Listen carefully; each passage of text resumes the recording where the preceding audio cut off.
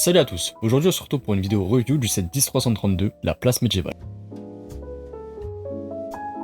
Tout d'abord, je vais vous expliquer les critères que j'ai choisis pour cette review. Je vais me baser sur 4 critères pour déterminer une note globale.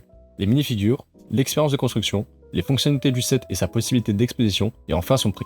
C'est parti. On commence avec les minifigures. Ce set en possède 8, toutes uniques au set.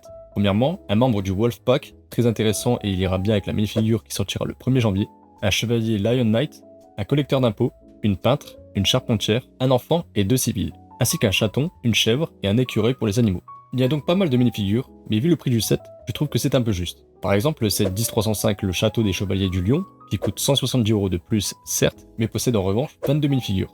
Je pense qu'ajouter 3 ou 4 minifigures de plus aurait été parfait. Je mets donc une note pour cette catégorie de 8 sur 10. Passons à la construction.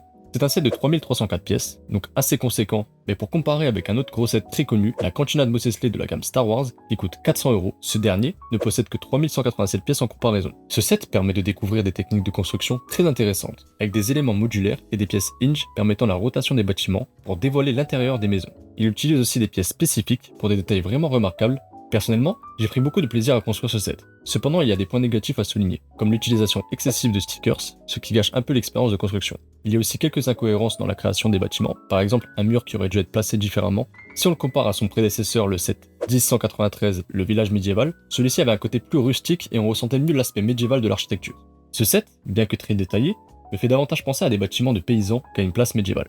Concernant la construction, je mets donc aussi une note de 8 sur 10, malgré les points négatifs évoqués plus tôt. Ce set peut très bien s'intégrer avec d'autres sets, comme le 10305, le château des chevaliers du lion, ou le 21325, le forgeron médiéval. Il peut aussi être exposé sur une étagère. Il possède quelques fonctionnalités très intéressantes, comme une cachette secrète, ou encore la possibilité de monter ou descendre la roue. Cela dit, les fonctionnalités restent assez limitées. Cependant, vu le nombre de détails que possède ce set, le manque de fonctionnalités n'est pas un problème majeur. Le style architectural est très varié, contrairement aux autres sets médiévaux déjà sortis, et les tailles à l'intérieur des bâtiments permettent une immersion totale des minifigures.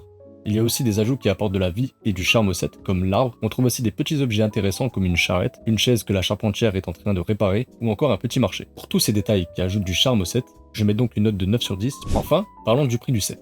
Il est vendu à 229,99€ pour 3304 pièces, soit environ 7 centimes par pièce. C'est un prix assez correct pour un set médiéval, mais le problème reste tout de même le nombre de minifigures qui semble un peu faible pour le prix. Personnellement, j'ai réussi à l'obtenir pour 169,99€, ce que je considère comme un très bon prix.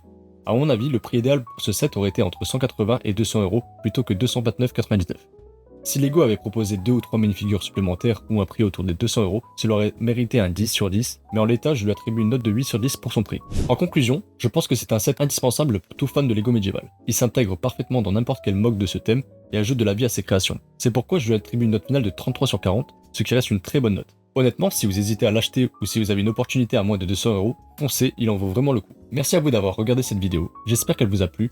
J'essaie un peu de changer de thème en explorant d'autres univers que j'apprécie. J'espère que ça vous plaira. Une autre review d'un set similaire arrivera très bientôt. N'hésitez pas à liker cette vidéo et à vous abonner, ça donne vraiment de la force pour la suite. A bientôt, salut à tous.